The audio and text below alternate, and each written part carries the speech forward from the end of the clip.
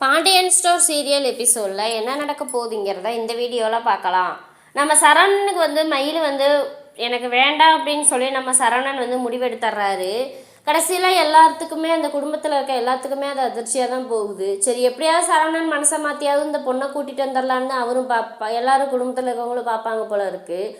ஆனால் நம்ம சரவணன் ஒரே பிடிவாதமாக எனக்கு மயில்கிட்ட தயவு செஞ்சு டைவர்ஸ் வாங்கி கொடுத்துருங்கப்பா, எனக்கு அவள் வேண்டாம், அவள் இல்லாத வாழ்க்கை தான் நான் நிம்மதியாக இருக்கேன்னு சொல்லி நம்ம சரவணன்னு சொல்லிடுறாரு. இந்த இதில் நம்ம செந்தில் என்னடானா என்ன ரொம்ப இதாக பேசிகிட்டு இருக்காரு.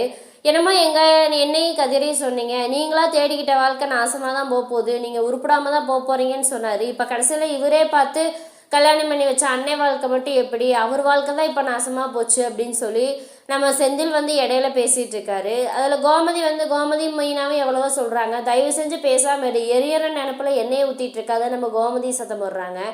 ஏங்க அது கரெக்டாகவே இருந்துட்டு போகுது, இப்போ எதுக்கு அதெல்லாம் நீங்கள் பேசிகிட்டு இருக்கீங்க, என்ன சூழ்நிலையில் இப்போ நீங்கள் என்ன பேச்சு பேசிகிட்டு இருக்கீங்க அப்படின்னு சொல்லி சொல்கிறாங்க. யாரும் என்னை பேசவே விட்டுறாதீங்க, அப்போ நாங்களாம் எதுக்கு தான் இருக்கிறோம் அப்படின்னுட்டு நீங்கள் வாங்க கோட்டர்ஸ் கிளம்பலாம், எனக்கு ஆஃபீஸ்க்கு நேரமாச்சு அப்படின்னு சொல்லிட்டு மீனா மயில் செந்தில் கூப்பிட்டுட்டு போயிடுறாரு.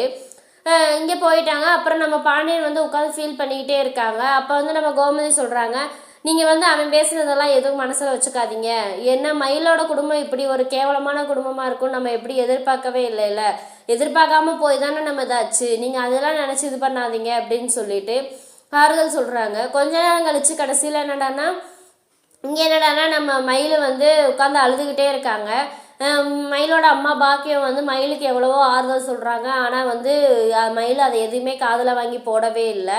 அதுக்கப்புறம் சுடர் தண்ணி கொண்டு கொடுக்கவுமே, ஏன்க்கா நீ எதுக்குக்கா இப்போ அங்கே போனேன் அப்படின்னு சொல்லவுமேனு, அதை கேளு நல்லா கேளு அப்படின்னு சொல்லிட்டு, ஏன் மயில் நீ எதுக்கு மயில் அங்கே போனேன், இப்படி அடித்து துரத்துற மாதிரி துரத்தி விட்டாங்க, மறுபடியும் அந்த குடும்பத்தில் இப்படி போய் நின்று கத்திக்கிட்டு இருக்கணும், உனக்கு என்ன வேண்டுதலா, நீ பேசாமல் இருக்க வேண்டியதானே, இதுக்காகவா நான் உங்களை இவ்வளோ கஷ்டப்பட்டு நான் கல்யாணம் பண்ணி வச்சேன் அப்படின்னு சொல்லிக்கிட்டு இருக்காங்க.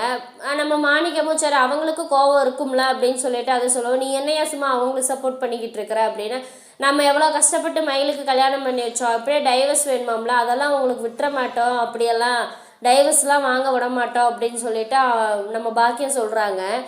இல்லைம்மா மாமா ஒரு இதாக சொல்லிட்டார்ல, அப்படி மாமா மட்டும் டைவர்ஸ் கொடுத்தாங்க, 2 பேர்த்துக்கு டைவர்ஸ் ஆச்சுன்னா நான் உயிரோடையே இருக்க மாட்டேன் அப்படிங்கவும், நீ எதுக்கு மயில தேவையில்லாமல் பேசிக்கிட்டு இருக்கிற, உன்னை எப்படியாவது அந்த வீட்டில் வாழ வைக்க வேண்டியது என் பொறுப்பு அப்படின்னு சொல்கிறாங்க.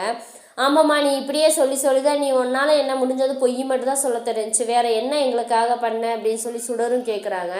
நீ பேசாமல் இரு, என்ன நீ எதுக்கு தேவையில்லாம மூக்கம் நுழைக்காத அப்படின்னு சொல்லி நம்ம சுடரை பாக்கிய சத்தம் போட்டுடுறாங்க.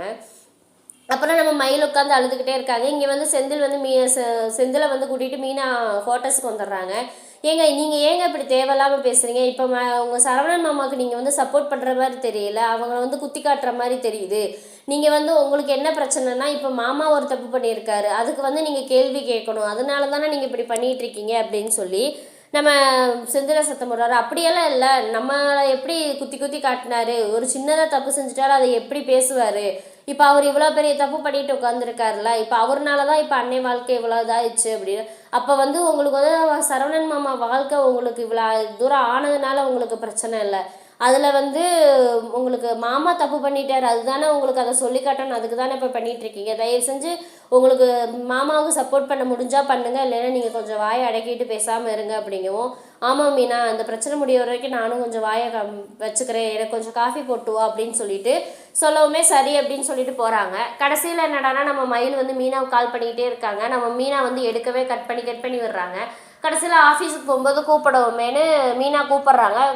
நம்ம மயில் மீனாவுக்கு கால் பண்ணவுமேனு, இப்போ எதுக்கு எனக்கு ஃபோன் பண்ணிங்க என்னன்னு சொல்லுங்கள் அப்படிங்கவும், என்ன மீனா இப்படி அசால்ட்டாக பேசுகிற, வீட்டில் என்னை எல்லாருமே அடித்து வரட்டினாங்க, எல்லாருமே அமைதியாக நின்றுட்டுருக்கீங்க, உங்கள் மாமாவும் ஈஸியாக டைவர்ஸ் கேட்குறாரு, நீங்கள் எல்லாருமே எதுவுமே பேசாமல் நிற்கிறீங்க, அதுதான் கரெக்டுங்கிற மாதிரி, அப்போ மயிலுங்கிற ஒருத்தி உங்களுக்கு வேண்டாமா அப்படிங்க, அப்போ நீங்கள் அக்கான்னு கூப்பிட்றதெல்லாம் சும்மாவா, உங்கள் கூட பிறந்த அக்காவுக்கு இப்படி ஒரு இது நடந்தால் நீங்கள் சும்மா இருப்பீங்களா அப்படின்னு சொல்லிட்டு ரொம்ப இதாக பேசுகிறாங்க. அப்போ சரவண மாமாவுக்கு நான் வேணாம், அந்த வீட்டுக்கு நான் வேண்டான்னு தானே எல்லோரும் முடிவு பண்ணிட்டீங்க அப்படிங்கவுமேனு, நீங்கள் தயவு செஞ்சு அது எதாக இருந்தாலும் அவங்ககிட்ட கேட்டுக்கங்க அப்படின்னு சொல்லிட்டு நம்ம மீனாவும் ஃபோனை வச்சிட்றாங்க. நீ இதுக்கப்புறம் நம்ம மயில் ரொம்ப அழுதுகிட்டே இருக்காங்க. இங்கே நம்ம பாண்டியன் சரவணனை கூப்பிட்டுட்டு மறுபடியும் கடைக்கு போகலான்ட்டு கிளம்பிட்டாரு. இதெல்லாம் கடைசியில் நம்ம கோமதி இருந்துக்கிட்டு, ஏங்க கொஞ்சமாவது உங்களுக்கு மண்டையில் மூளை இருக்காங்க அப்படிங்கவும், அப்புறம் மளிகை கடை வச்சுருக்கவங்க அந்த வேலையெல்லாம் பார்த்து தானே ஆகணும் அப்படின்னு சொல்லிட்டு இருக்கிறாங்க. இதுக்கப்புறம் என்ன நடக்க போகுதுங்கிறத வந்து அடுத்த வீடியோவில் பார்க்கலாம். இந்த வீடியோ பிடிச்சிருந்தா மறக்காமல் லைக் பண்ணுங்கள், சப்ஸ்கிரைப்